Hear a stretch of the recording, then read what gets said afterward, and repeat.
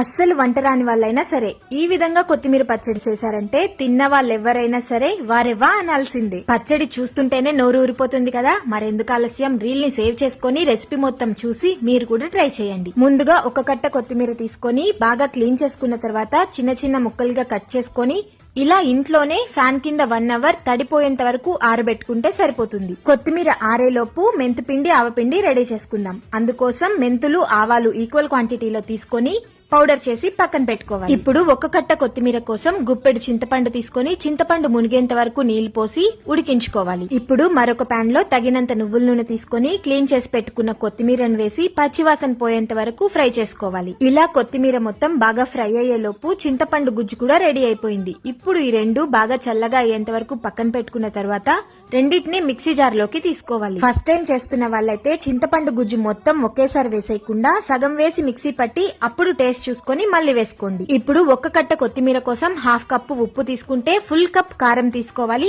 అలాగే 2 టేబుల్ స్పూన్లు మెంతులు ఆవాలు కలిపి చేసుకున్న పిండి తీసుకొని గ్రైండ్ చేసుకునేప్పుడు కొత్తిమీర మరి పేస్ట్ లాగా అయిపోకుండా చూసుకోండి. తర్వాత పచ్చడికి తగిన పోపు రెడీ చేసుకుని పోపు బాగా చల్లగా అయిపోయిన తర్వాత పచ్చడి వేసి పచ్చడి ఆయిల్ లో బాగా మిక్స్ అయ్యేలాగా కలుపుకున్నామంటే ఎంతో టేస్ట్ గా ఉండే కొత్తిమీర నిల్వ పచ్చడి రెడీ అయిపోయినట్లే. ఖచ్చితంగా ట్రై చేసి చూడండి. Thank you.